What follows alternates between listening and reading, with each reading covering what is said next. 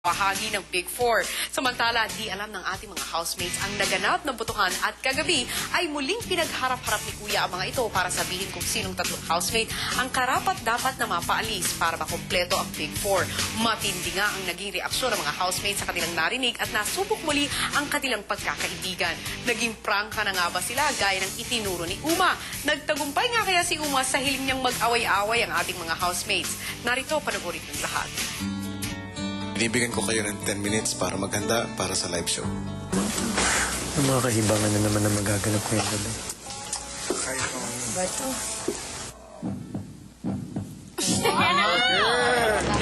My favorite soundtrack. Again. Housemates? Papalapit na ang Big Night. At sa tradisyon ng Big Brother, Big Four lang ang umaabot sa Big Night.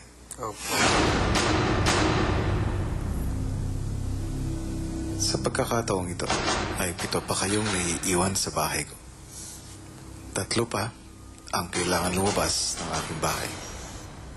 Sa huling pagkakataon, tatanungin ko kayo ng isa-isa kung sino sa tingin nyo ang 3 na dapat maalis.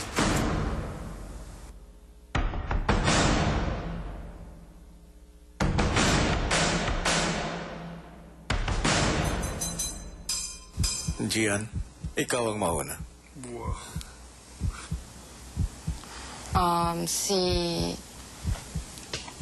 Si Kuya Bruce po,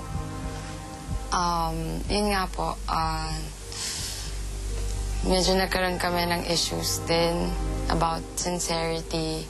And actually, nagulat din po ako na may mga bagay na hindi ko alam. And yun, hindi ko rin nalaman until sa inyo po. At saka po, yun nga, ang laki ng pinagbago niya. Naging malaking pinagbago, nag-iba po yung focus niya. And sa tingin ko rin po, may mga bagay siyang kailangan pong ayusin. Yung pangalawa? Yung last week pa rin po si Ate Wendy. Yung dahil lang po ako talaga, since as a fan, kahit po noon, even back then, ng season 1, iba po talaga yung pananaw ko tungkol sa mga, yung nakalabas po, tapos bumalik. Iba lang, in-explain ko po, hindi po siya patas, parang hindi siya fair. Sino yung pangatlo? Hihina na rin po siya lately. Baka po, at saka yun nga po, baka dala na rin po nung mga problema niya sa labas. Bea. It's your turn. This is my time to shine. Ano po, siguro naman po nakita naman yung sa video, yung nangibabaw na opinion ko. First po, si Bruce. Yung parang half of the season isn't about him or kung ano pa yung parang nag-revolve na lang siya around kay Wenz. And although, hindi yun, I don't see it as a bad yun nga, yung masasabi ko is, sa field ng ganito, hindi ko talaga ma-picture. Nahirapan. Wait, si Wendy. Kasi, hindi dahil sa nakalabas na siya, tapos bumalik siya, hindi. Wholeheartedly masaya ako noon. Kaya lang, yung akin lang is, yung parang the fact na nakabalik siya dito, that made her more parang, yung parang hinahayaan niya na lang yung bagay na sige, parang binabaliwala niya.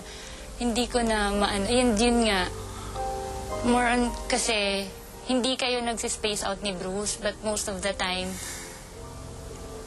basta lagi kayong nasusolo.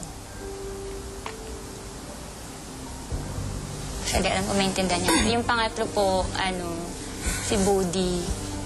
For the simplest reason na feeling ko may yung mga bagay na nangyari sa kanya dito, parang first time. And for that, parang napapaano ko na parang kung hindi siguro dahil sa PBB, hindi niya yan marirealize. Which is, I think, dapat, yung parang hindi ka dapat dati pa yan. Okay. Wendy? Ako po, first sorry, Boats. I love you, but for the simplest reason na, yun, feeling ko, I really wanted to be with you, pero kung hindi na, feeling ko lang, hindi mo naman kailangan yung price. Yun lang. Sorry. That's the hardest thing for me. Actually, everything's so hard. Second is si Mickey. Sorry. Because I feel like sinabi na nakalabas na ako. I feel na ikaw yung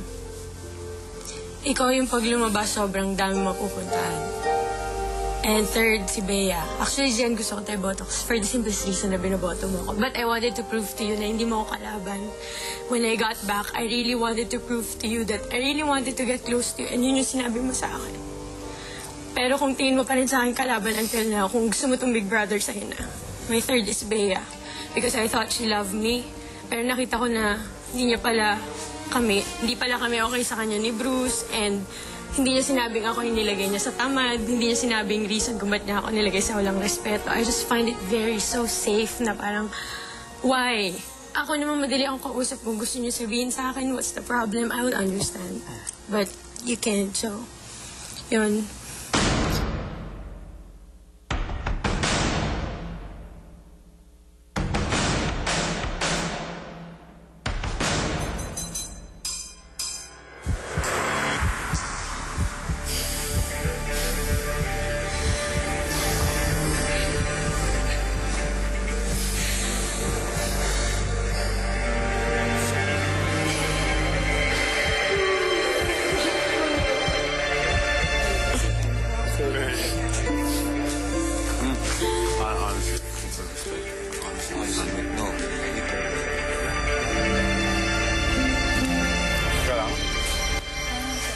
Gusto ko sa swimming pool.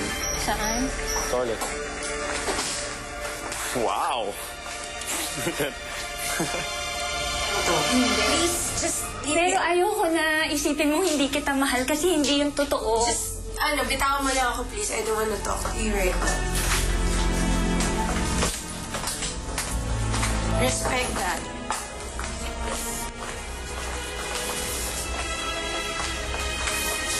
Sorry, hindi ako plastic eh. Me too. Inyo na to. Kung anong gusto niyo. Inyo na. Nel, huwag na ako kaya mo Ako nang hindi ko to. Sa pera ba to? Or Sa sa kanila. ano? O sige, inyo na. Sa kanila na. Basta ako naging masaya ako sa ginawa ko dito. Yun lang. Okay. Kaya ako, sobrang decision ko, yun pa rin talaga. Thank God for making me think. Kaya ako rin. Go. Hindi ko kaya makisama sa mga plastic. Hirap. Hindi na ako magtataka ba't ang bilis maubos ng babae. No, generally, you never know here. Pagka people want to be close. Wait! Hoy!